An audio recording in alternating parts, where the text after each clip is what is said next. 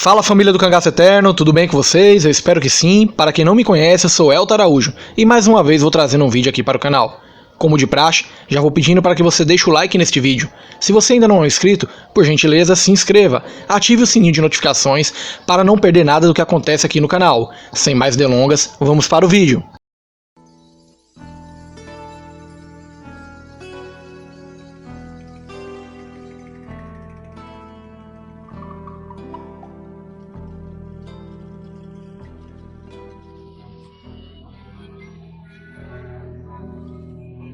No dia 11 de setembro de 1922, havia sido assassinado o conceituado cidadão João Pereira, coronel da Guarda Nacional, honroso título comprado a peso de ouro, dono da fazenda Jacu, nos arredores de Nazarezinho, localidade situada entre Souza e Cajazeira, na Paraíba. Antes de morrer, João Pereira repetiu várias vezes à família: "Não quero vingança, entreguem tudo à justiça." Tratava-se de um crime de mando. Suspeitava-se que os mandantes fossem os Rocha ou os Maris, adversários políticos.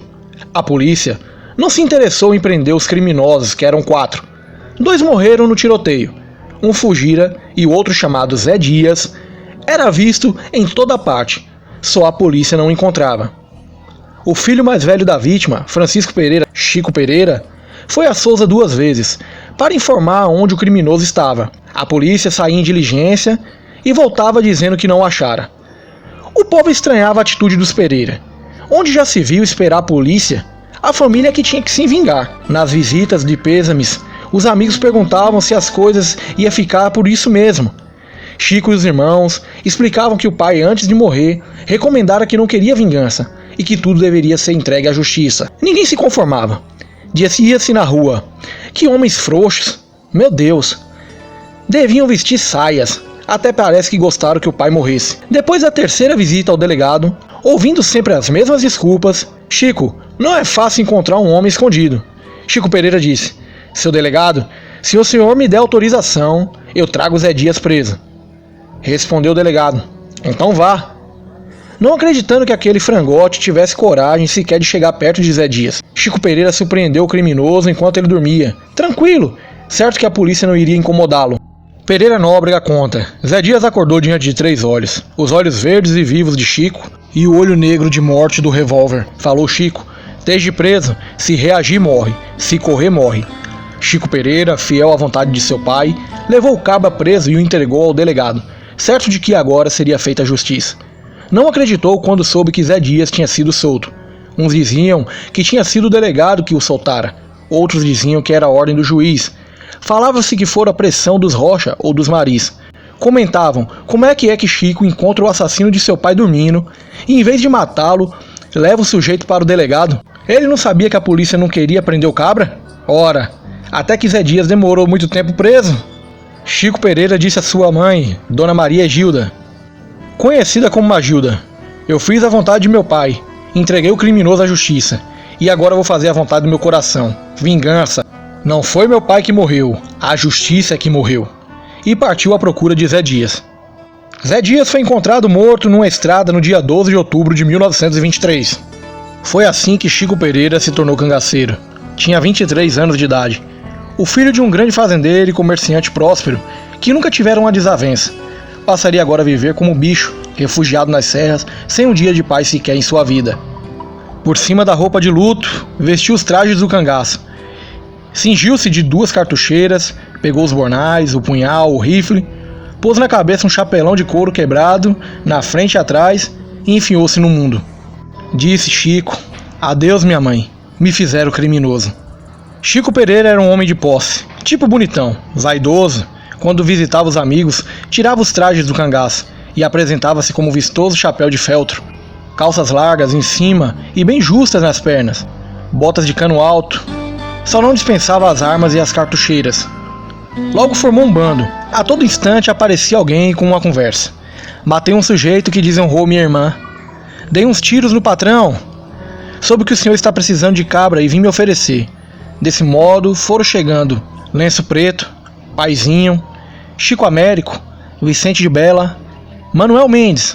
Até soldado desertor veio pedir para juntar-se com ele. Os Maris, liderado por Otávio Maris, também se armaram. A mãe de Chico Pereira não se conformava com tal situação. Em janeiro de 1924, ela e Chico Pereira foram ao Juazeiro pedir ajuda ao padre Cícero. O velho sacerdote ficou impressionado com o caso. Aconselhou Chico a ir para o Piauí. Disse que se Chico quisesse, poderia mandá-lo para Bom Jesus do Gurgueia. Chico Pereira explicou que não podia abandonar a família e o que queria era que ele ajudasse a reconciliar-se com a lei. O padre Cícero escreveu então uma carta às autoridades de Souza, expondo várias razões para livrar Chico do júri. Júri naquele tempo era assim: condenava-se ou absolvia-se quem as autoridades quisessem. Quem tinha medo de júri com a carta de recomendação do padre Cícero? Chico apresentou-se à polícia, mas não foi preso. Enquanto aguardava júri, que seria realizado em março de 1924, ficou caçando e pescando na fazenda Cajueiro, município de Catulé do Rocha, de seu amigo Tonho, cujo irmão, João Suassuna, em breve assumiria o governo da Paraíba. Chico Pereira foi absolvido, 7 votos a 0. Estava livre, mas sua situação era complicada. Eram constantes as provocações de parte a parte. No dia 12 de junho de 1924, um comerciante de Nazarezinho, chamado Chico Lopes, amigo de Chico Pereira, foi fazer compras em Souza. Otávio Mariz considerou que uma forma de desmoralizar Chico Pereira era fazer uma desfeita em público ao amigo. Pegou uma chibata e deu umas lapadas no comerciante no meio da rua. E no final gritou, para todo mundo ouvir: agora vai dizer a Chico Pereira, vá? Diga a ele que vem tomar uma surra também.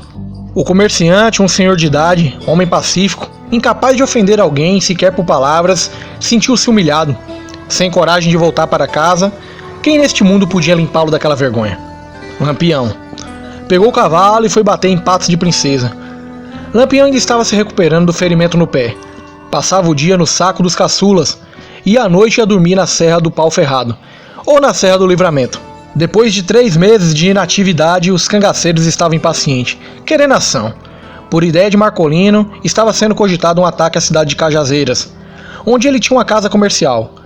O assalto visava destruir os estabelecimentos de alguns concorrentes. Sabino Gomes, seu antigo guarda-costas, sabia que o que precisava ser feito. O ataque seria comandado por Antônio Ferreira e Livino. Estavam sendo feitos os preparativos da viagem quando chegou Chico Lopes, contando toda a sua história. O homem, como ele, naquela idade, ser chicoteado no meio da rua, gastava tudo o que tinha. Ficava de esmola, mas queria vingança. Lampião respondeu que não gostava de pagar a empreitada de ninguém. Porém, Antônio Ferreira ponderou: acho que dá. Souza fica no caminho de Cajazeira. Nós já tá indo pra lá mesmo. Lampião concordou. Deixou o saco dos caçulas e foi para a Serra do Pau Ferrado, onde ficou com uns poucos homens, enquanto o grosso do bando rumava para o alto do sertão da Paraíba. Entre os dias 20 e 26 de 1924, os cangaceiros, divididos em pequenos grupos, para não chamar a atenção, deslocaram-se em direção a Souza, passando por Santana dos Garrotes, Piancó, Lagoa Seca e São José da Lagoa Tapada, indo reunir-se todos na fazenda Jacu de Chico Pereira, perto de Nazarezinho.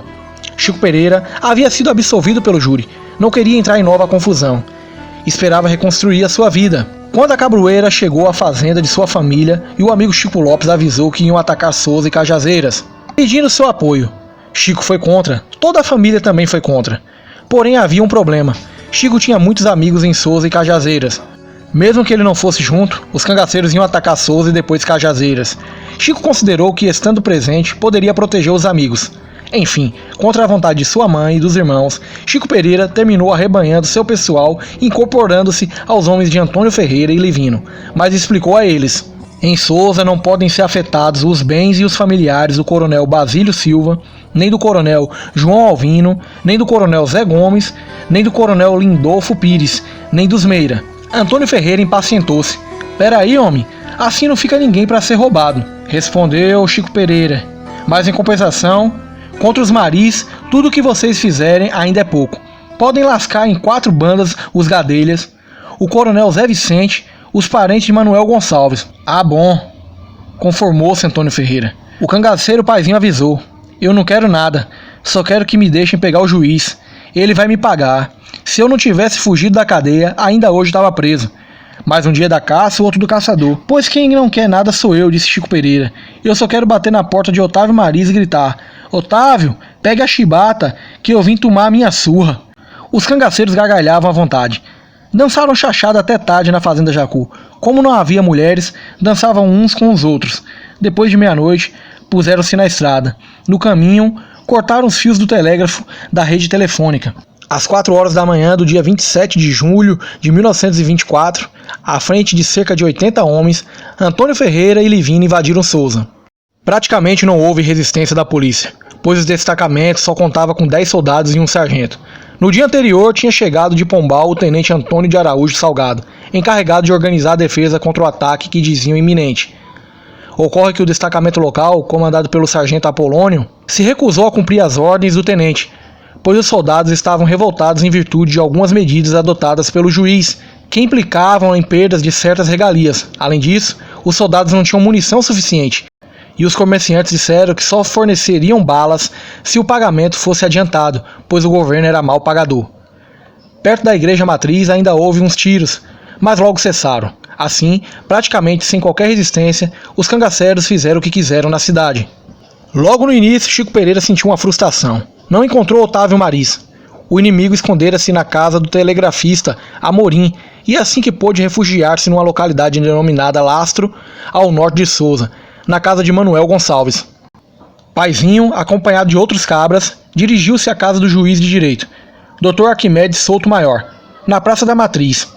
Os cangaceiros arrombaram a porta da casa e entraram arrasando tudo o que encontravam. Prenderam o Meretíssimo, que estava com a roupa de dormir. Levaram-no assim mesmo num humilhante passeio pelas ruas.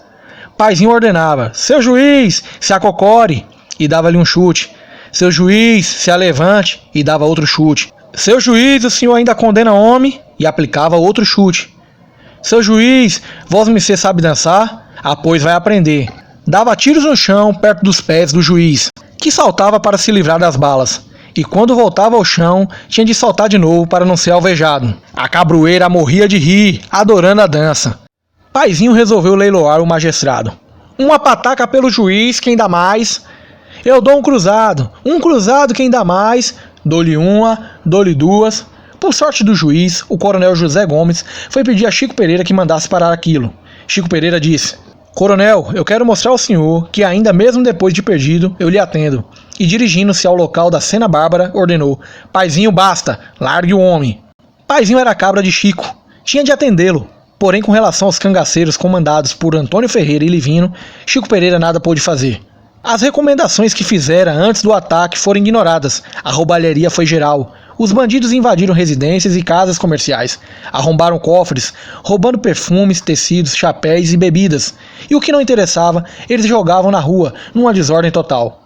Seus amigos vinham pedir: "Seu Chico, me acuda. Seu Chico, não deixe que invadam minha casa. Seu Chico, me garanta." Mas quem era ele para mandar nos cabras de Livini e Antônio Ferreira? Calcula-se que os cangaceiros arrecadaram só em dinheiro por volta de 200 contos de réis, uma fortuna. Depois do saque, foram à cadeia e soltaram os presos, requisitaram caminhões e carros e saíram farreando pelas ruas, cantando o hino oficial do cangaço: "Olê mulher rendeira, olê mulher rendá." Chico Pereira conhecia os motoristas e ordenou que fossem para a fazenda Jacu, onde encontrou sua mãe prostrada de desgosto chorando. Alarmado com o que aconteceu em Souza, sabendo que toda a culpa seria jogada contra ele, Chico Pereira pediu a Livini e Antônio Ferreira que desistissem de atacar também Cajazeiras. Sabino Gomes lembrou que o objetivo da viagem era justamente Cajazeiras, e não Souza. Porém, Livini e Antônio se deram por satisfeitos e decidiram encerrar por ali. Enquanto isso, Souza fervilhava de soldados. Chegaram tropas da capital, de Campina Grande e de Pombal. Souza parecia o fim do mundo. Os comandantes queriam atacar a fazenda Jacu, mas Otávio Maris não concordou. "Se Chico Pereira voltar aqui, a gente briga, mas lá no Jacu eu não vou. Não aguento mais ver tanta miséria." Depois do ataque à cidade de Souza, as relações de Lampião com o coronel Zé Pereira azedaram. O fato tem duas versões. Segundo a primeira, eles romperam a amizade porque Lampião entregou a Zé Pereira parte do dinheiro arrecadado em Souza, para que ele guardasse, como já fizeram em ocasiões anteriores. Zé Pereira seria uma espécie de banco em mãos, do qual Lampião guardava seu dinheiro. Dizem que o cangaceiro tinha confiado ao coronel a guarda de mais de 70 contos de réis, e Zé Pereira considerou que se a polícia matasse Lampião, ele ficava como herdeiro. Em 1926, ao dar uma entrevista em Juazeiro do Norte ao correspondente do jornal O Ceará, quando visitou Padre Cícero, Lampião acusou Zé Pereira de desonesto. A outra versão é de que o ataque a Souza irritou o poderoso Zé Pereira, porque os cangaceiros molestaram amigos e correligionários seus naquela cidade. Sentia-se traído, ele era deputado, e Souza fazia parte da sua área de influência. Pediu explicações a Marcolino. Marcolino disse que nada sabia, pois tinham saído dali dizendo que iam invadir Cajazeiras. Zé Pereira diria em entrevista que nunca fora propriamente defensor de Lampião, e só vinha tolerando em atenção ao sogro, porém o ataque a Souza esgotara sua tolerância. Seja qual for a verdade, o certo é que Zé Pereira, que durante muito tempo havia feito vistas grossas à presença de Lampião em seus domínios, a partir de agora não permitiria mais que o cangaceiro por ali estivesse. E ainda mais, daria sinal verde para que a polícia da Paraíba o combatesse. Situação complicada era de Chico Pereira. Mal acabara de se livrar do júri e estava agora mais encrencado do que nunca. Para dissimular sua participação no bando, passaria a ser chamado de Zé Vicente. Outro que também ficou em situação difícil foi Sabino Gomes. Até então, ele não fazia parte do bando de Lampião. Tinha seu próprio grupo, agia de forma independente, na qualidade de homem de confiança de Marcolino. Ele acompanhara Antônio Ferreira e Livino para orientá-los a ataque a Cajazeiras. O plano de Marcolino era atacar Cajazeiras, e não Souza. Terminaram fazendo ao contrário. Saquearam Souza e Cajazeiras ficou intacta. Ao deixar de cumprir as instruções do seu protetor, Sabino caiu em desgraça, e Marcolino declarou a Zé Pereira que lavava as mãos. O que Zé Pereira fizesse estava bem feito. Diante disso, Sabino Gomes passou a integrar o bando de Lampião.